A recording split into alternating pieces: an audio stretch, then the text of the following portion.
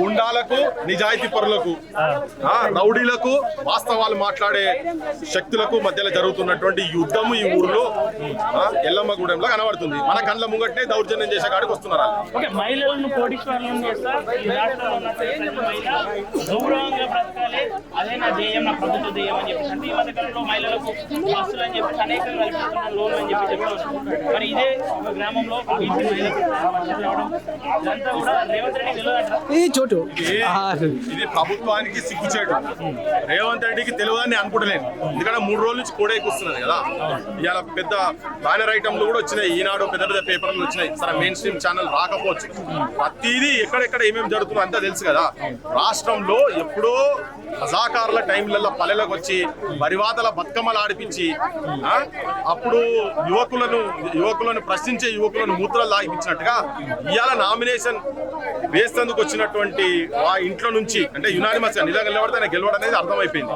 ఆ ఇంట్లోకి వెళ్ళి తీసుకోకపోతే వాళ్ళు తిరగబడి ఆ మహిళ వచ్చి తన నాగలక్ష్మి వచ్చి పోయి భర్త వాళ్ళ చేతిలో శత్రువుల చేతిలో ఉన్నప్పుడు కూడా చెడలేదని చెప్పని వచ్చి నామినేషన్ చూసినావా? ఇదే పెద్ద తిరుగుబాటు. ఇది బరాబర్ ముఖ్యమంత్రి రేవంత్ రెడ్డికి తెలిసి ఉంటది. ఇప్పటికీ నష్టం జరుగుతుంది, ఆయనకు జరగకుండా ఉండాలంటే దాన్ని అడ్రస్ చేయాల్సిన అవసరం ఉంది. ఆయన చెప్పేటి అన్ని బక్వాస్ మాటలు.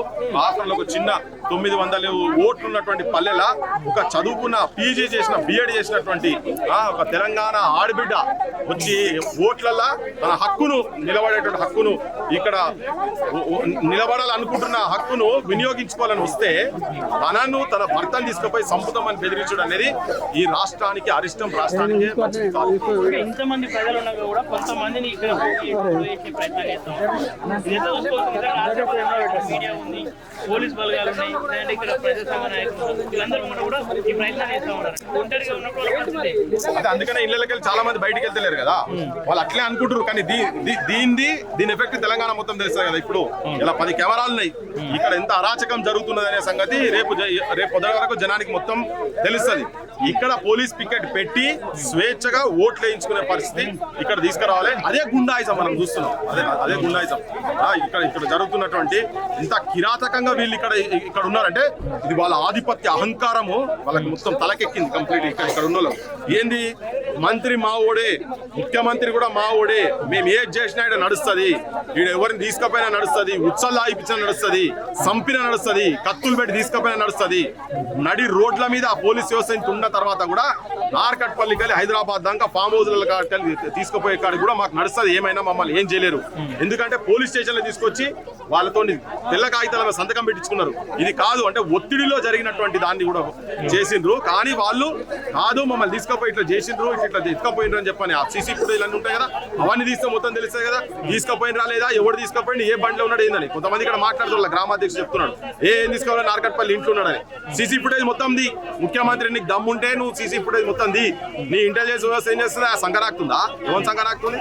పోలీస్ వ్యవస్థ ఏం చేస్తుంది? ఇంత తీసుకుపోయి పెడితే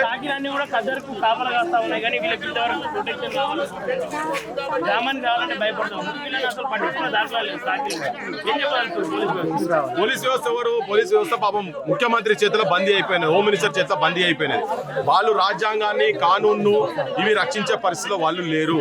ప్రపంచంలో అతిపెద్ద ప్రజాస్వామ్య దేశంలో, ప్రజాస్వామ్య వ్యవస్థలో ఏదైతే రాజ్యంకి వచ్చేటువంటి ఓటు హక్కుదే ఒక పల్లెల్నే అది అపహాస్యానికి గురైతున్న తరుణం మనం ఇక్కడ చూస్తున్నాం కదా. మనం చెప్పుకోదు ఇదంతా బక్వాస్ బ్లఫ్, ఇదంతా మన పాలకులు చేస్తున్నారు. ఇక్కడ ఈ పర్టికులర్ అంశం నేను కేవలం అదొకటే అంటలేను. ఎందుకంటే ఇది ఆధిపత్య అహంకారం. ఎందుకంటే సేమ్ ఆయననే అదే సామాజిక వర్గానికి, అదే రెడ్డి సామాజిక వర్గానికి సంబంధించినటువంటి ఇంతకు ముందు ఉన్నటువంటి సర్పంచ్ కూడా విజయరెడ్డి అంటే చంపిండు కనుక ఈ కోణం వేరే ఉన్నది. ఇక్కడ కోణం వేరే ఉన్నది. అంటే సైలెంట్ గా చాలా మంది ఇక్కడ ఆ ఆధిపత్యానికి వ్యతిరేకంగా, గుండాయిజానికి వ్యతిరేకంగా ఆలోచించేటువంటి వాళ్ళు ఇక్కడ కూడా ఉన్నారు. కానీ సమాజంలో ఒక మహిళకు ఇంత ఘోరమైన అన్యాయం జరగబోతుంటే చూసుకుంటా ఊరుకుంటే పరిస్థితి లేదు, ఉండదు. అయితే ఆధిపత్య భావాజాలం వాళ్ళ లోపల ఉంది కాబట్టి అది ఆ సామాజిక వర్గం, రెడ్డి సామాజిక వర్గం నుంచి ఆయన ఉన్నాడు. కానీ అదే సామాజిక వర్గం వాళ్ళు ఇక్కడ చచ్చిపోయారు కాబట్టి ఆ కంప్లీట్ గా ఆ కోణంను మాత్రం ఈ సంఘటనలో మాత్రం చూసే పరిస్థితి మాత్రం లేదు. ఓకే అన్న, ఫైనల్ ఈ గ్రామ ప్రజలకు ఏం చెప్పాలి? సర్పంచ్ ఎన్నికలు కొంతమందిని మాట్లాడితే ప్రయత్నం చేస్తే ఇప్పుడు మాట్లాడటం పోతే తర్వాత మా పనులు అయితే